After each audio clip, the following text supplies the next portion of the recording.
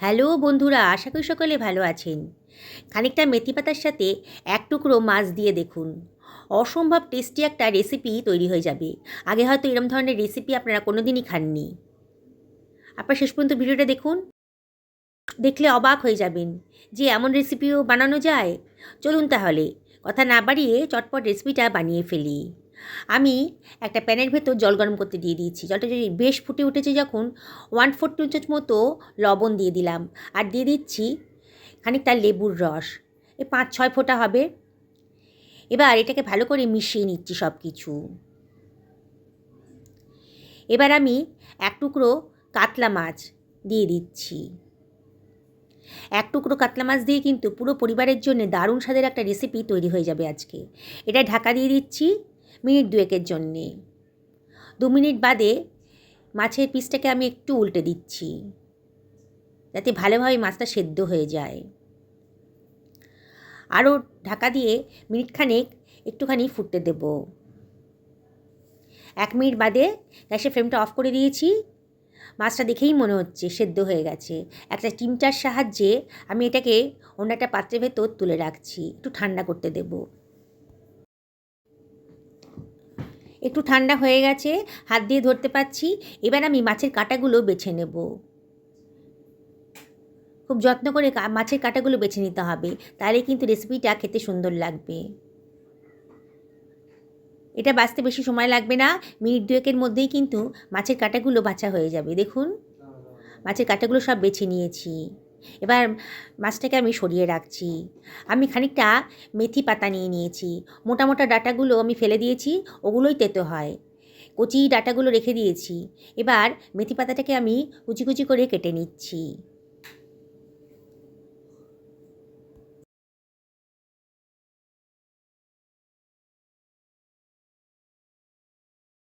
খুব ঝিরিঝিরি করে কাটা হয়ে গেছে। এবার এটাকে সরিয়ে রাখছি। আমি একটা মাঝারি সাইজের পেঁয়াজ নিয়ে নিয়েছি। পেঁয়াজটাকেও কেটে নেব। প্রথমে খোসাটা ছাড়িয়ে নিচ্ছি, তারপরে কুচি কুচি করে কেটে নেব। বন্ধুরা, রেসিপিটা ভালো লাগলে লাইক, শেয়ার, কমেন্ট করতে কিন্তু ভুলবেন না। আমার পেঁয়াজটা কাটা হয়ে গেছে, সরিয়ে রাখলাম। আমি খানিকটা পেঁয়াজ পাতা নিয়ে নিয়েছি। এটাকেও আমি কুচি কুচি করে কেটে নেব। আমি এগুলোকে আগে থেকেই ভালো করে ধুয়ে পরিষ্কার করে নিয়েছি। আমার কাছে পেঁয়াজ পাতা ছিল, আমি দিয়েছি। না থাকলেও কোনো অসুবিধা নেই, তাতেও কিন্তু রেসিপিটা খেতে ভালোই লাগবে। কাটা হয়ে গেছে, সরিয়ে রাখলাম। খানিকটা ধনে পাতা নিয়ে নিয়েছি। ধনে পাতাটাকেও আমি ভালো করে ধুয়ে পরিষ্কার করে নিয়েছিলাম, আর গোড়ার দিকের অংশটা কেটে বাদ দিয়ে দিচ্ছি।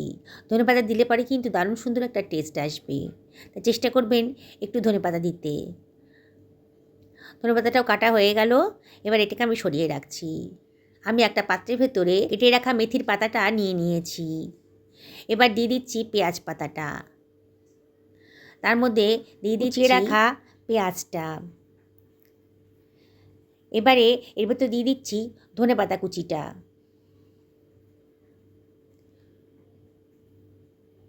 তার মধ্যে আমি দিয়ে দেব কয়েক কোয়া রসুন কুচি করে রেখেছিলাম, দিয়ে দিলাম। আর এর ভেতরে আমি দিয়ে দিচ্ছি কাটা বেছে রাখা মাছটা।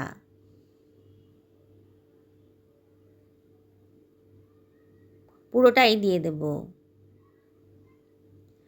তার মধ্যে আমি দিয়ে দিচ্ছি 1 টেবিল চামচ মতো লবণ, 1/2 টি চামচ মতো গোটা জিরে দিলাম, আর 1/4 টি চামচ মতো কালো জিরেও দিয়ে দিলাম। দারুণ সুন্দর একটা টেস্ট আসবে। এবার আমি দিয়ে দিচ্ছি 1/2 টি চামচ মতো লঙ্কার গুঁড়ো, 1/4 টি চামচ মতো হলুদের গুঁড়োও দিয়ে দিলাম, 1 টেবিল চামচ মতো চাট মশলা দিলাম। কতগুলো লঙ্কা কুচি করে রেখেছিলাম, দিয়ে দিলাম। একটা ডিম ফাটিয়ে দিয়ে দিচ্ছি, দারুণ সুন্দর টেস্ট হবে। এবার আমি এর ভেতরে দিয়ে দিচ্ছি 2 টেবিল চামচ মতো বেসন, বাইন্ডিংসের কাজ করবে। 1 টেবিল চামচ মতো চালের গুঁড়োও দিয়ে দিলাম, আর দিয়ে দিচ্ছি 1 টেবিল চামচ মতো কর্নফ্লাওয়ার, আর 1/4 টেবিল চামচ মতো খাবার সোডাও দিয়ে দিলাম। এবার আমি এর ভেতর দিয়ে দিচ্ছি 1/2 টেবিল চামচ মতো সাদা তেল। এবারে আমি সব কিছু ভালো করে মাখিয়ে নেব। প্রথমে জল দেব না, জলের প্রয়োজন যদি না হয় তাহলে দেওয়ার দরকার নেই, কেন পেঁয়াজের গা থেকেও কিন্তু অনেকটা জল বেরোবে। দেখুন, আমার সুন্দর করে মাখাটা হয়ে গেছে, কোনো জলের প্রয়োজন হয়নি। এবারে আমি এর ভেতরে দিয়ে দিচ্ছি 2 টেবিল চামচ মতো জল দেব। ভেতরটা খুব সফট হবে, এই জন্যই জলটা দিলাম। আর খাবার সোডাটাও একটু অ্যাক্টিভ হয়ে যাবে জলটা দেওয়ার ফলে। দেখুন আমার ঘনত্বটা কিন্তু এরকমই রাখতে হবে।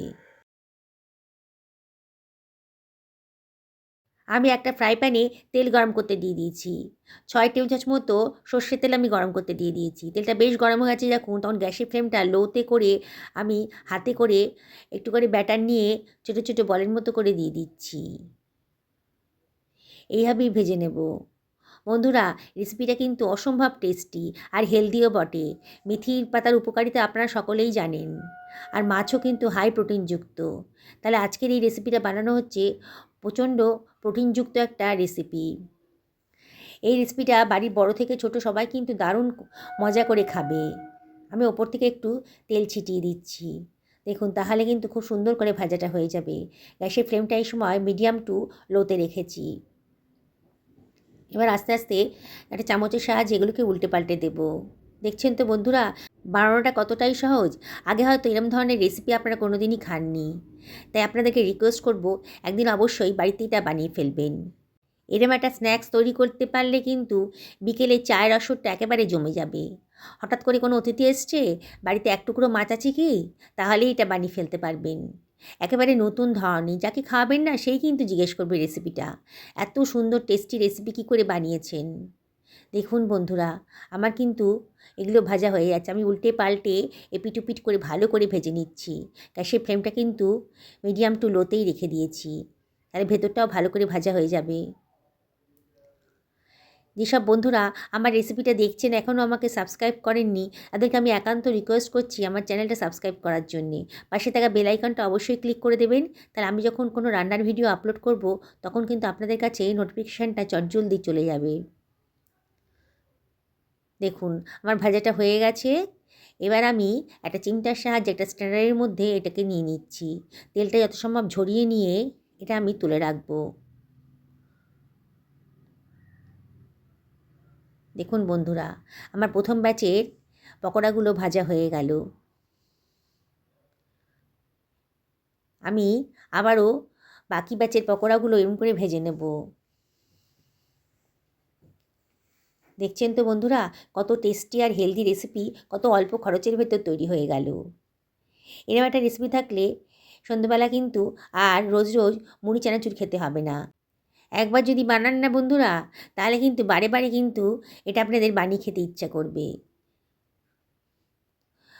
লাঞ্চে কিংবা ডিনারে গরম গরম ডালের সাথেও কিন্তু এই স্ন্যাক্সটা দারুণ টেস্টি হবে। দেখছেন তো, পরের ব্যাচের পকোড়াগুলো আমার ভাজা হয়ে গেল। আপনারা তো নানান ধরনের পকোড়া খেয়েছেন, আমার মতন করে একদিন মেথি আর মাছের এই পকোড়া বানিয়ে খান, স্বাদ কিন্তু ভুলতে পারবেন না। আমি একটা সার্ভিং বোলের ভেতরে এটাকে সার্ভ করে দিচ্ছি। কোনো ঝামেলাই নেই বানানোটা। মেথির নানান রেসিপি তো আপনারা খেয়েছেন, আবারও আপনাদেরকে রিকোয়েস্ট করব, একদিন আমার মতন করে এইভাবে বানিয়ে খান। ওপর থেকে একটু বিট লবণ ছিটিয়ে দিয়েছি, দারুণ সুন্দর টেস্ট আসবে। আমি তো বানিয়ে সবাইকে খাইয়েছি, কেউ তো বলতেই পারিনি এটা কিসের পকোড়া, এতটাই টেস্টি হয়েছে। সবাই চেয়ে চেয়ে খেয়ে নিয়েছে। সবার জন্য বানান, নিজেও খান। সকলে ভালো থাকুন এই কামনা করি আজকে ভিডিওটা এখানে শেষ করলাম। নমস্কার নেবেন।